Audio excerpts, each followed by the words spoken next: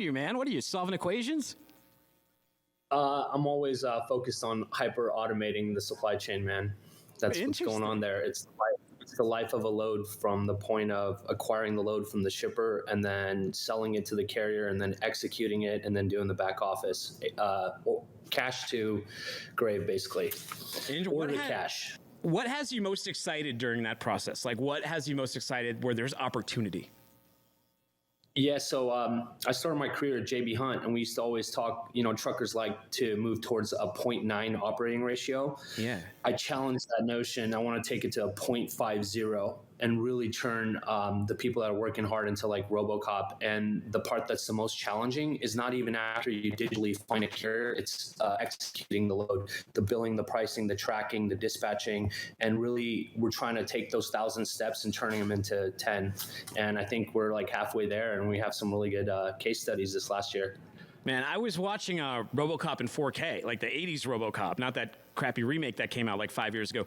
And that scene still holds up where Murphy gets like the gang shoots his arms off and stuff with the shotguns. Still brutal as I always remembered Mustafa. Yeah, think about this, right? Like, let's say we come up with the most awesome hyper automation chat GPT AI, like just the mother of all AI systems, and really hyper automate that 0.5 I'm talking about. Then at night, there's a late load that delivers for a very important customer. A smart logistics employee would know to email that customer and just FYI them and say, hey, I messed this up, and save the account. I don't think that AI would know that. So RoboCop should reign supreme. We still need the people, Mo. We still need the people. I hear you. All right, you ready? You ready for some? You ready for some trivia? Yeah. You got your thinking cap on? Let's do it. Sharp mind? Yeah.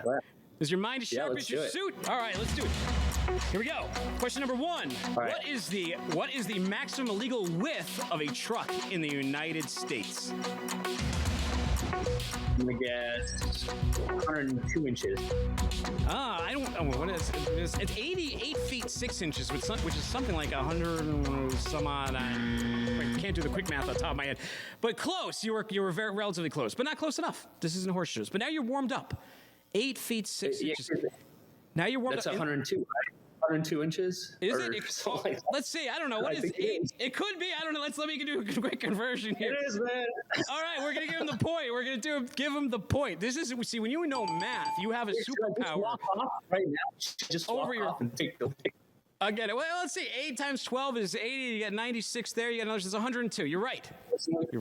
You're right. I just did the math. Okay. Here's one. This is multiple choice. What is the national drive van spot rate 7-day average today in Sonar? Is it A, $3.05, B, $2.86, C, $2.27, or D, $2.39? $2.27.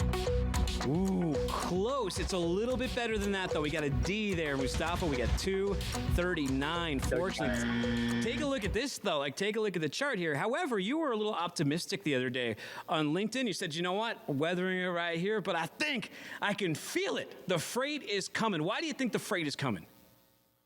Well, whatever goes down must come out. What people don't remember is that we had 2 years of peak season, but before that, we had 2 or 3 years of low season. And before that, we had 10 years of regular low season. And produce picks up during March and April, and then we start seeing freight. What I see is a return back to the driver shortage where we were 7 years ago, back to the norm, back to the same freight cycles we knew. It might come back a little bit later, like during June, but it is a return back to normal ever since COVID disrupted us. I hear you. And recently, we've had a lot of people who've stayed on that tip that it's going to be a tale of two halves. We still got to get through this Chinese New Year lack of freight, and then we just got to let things build back and percolate into the spring. And maybe tax season will be a boost. I heard that at car dealerships. It's don't buy a car right now. And I know we haven't supposed to be able to buy a car for a while, but right now it's supposed to be especially bad because of the tax season, Mo. All right, question number 3. Yep. The altercation that occurred between the Pistons and the Pacers at a 2004 NBA game, dubbed the worst night in NBA history, is known as what? A, Malice at the Palace. B, Pacers versus the Pistons. C, Pistons at the Palace. Or D, the Slobber Knocker. A. It was the Malice. You remember? I remember exactly where I was. You asked me about why I have a 949 number earlier when I texted you, and I remember I lived in Dana Point. I was in Dana Point in 2004, and I remember I was a waiter at the time, and I got off work, and you didn't have like cell phone videos you could show yet, but everyone was like, get over to the bar, you gotta watch this video. And there's a big brawl. You remember that day? That for me, that's like my JFK assassination. I do, and I'm actually proud of myself. I got 2, so. I like the pace here. Let's keep up the pace. You're keeping up the pace. All right, we got another one here. Question number 4. What's the major service many brokers use to report carriers for performance issues based on a variety of defined criteria? Nobody wants to end up on one of these. A specific one or the type? Like the type. Like it's also a company. Yeah, Carrier 411. Starts with an F. Freight Guard. Yes, there we go. Yeah, give it to him. He's got Freight Garden right there. Freight Garden. All right, look, you're gaining on the house right here. You just have to beat Jake's score or tie it. And you're 3-6. Yeah. We got plenty of questions left. So let's get to it. Gracious. You Freight Guard a lot of carriers out there? Remember, you're going to need that carrier later. It's better to resolve issues than always going and posting, trolling people online.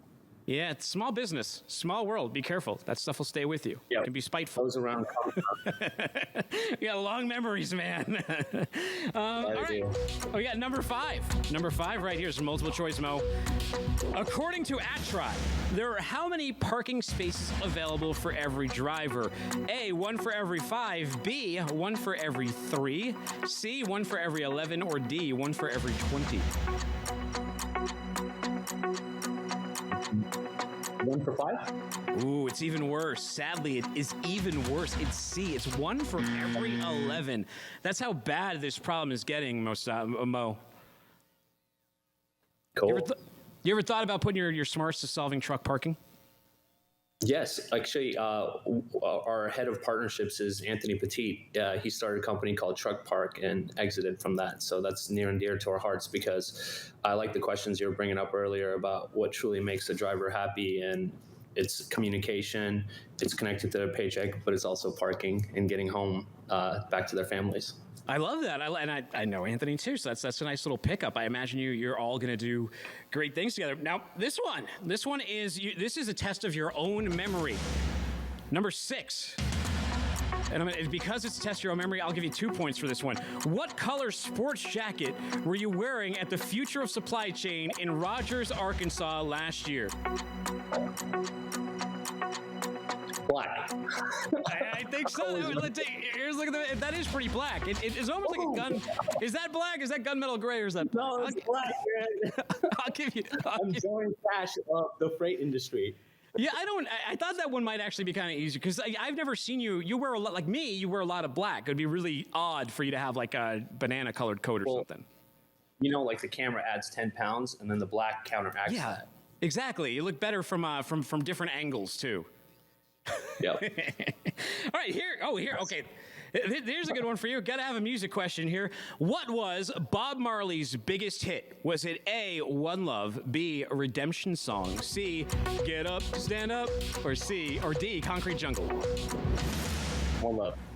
It was One Love. You know your Bob Marley. You know your Bob. Yeah, I had to. I went to the museum in Kingston. Oh wow. What do they got at the museum? Well, Jamaica's really cool.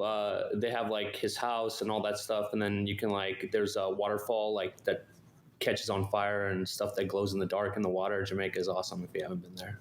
No, I haven't been there, but it sounds like I need to get over there. Bob Marley's a big. Yeah, I used to work at a record label, and our biggest hit single ever was a dance remix of "No Woman, No Cry."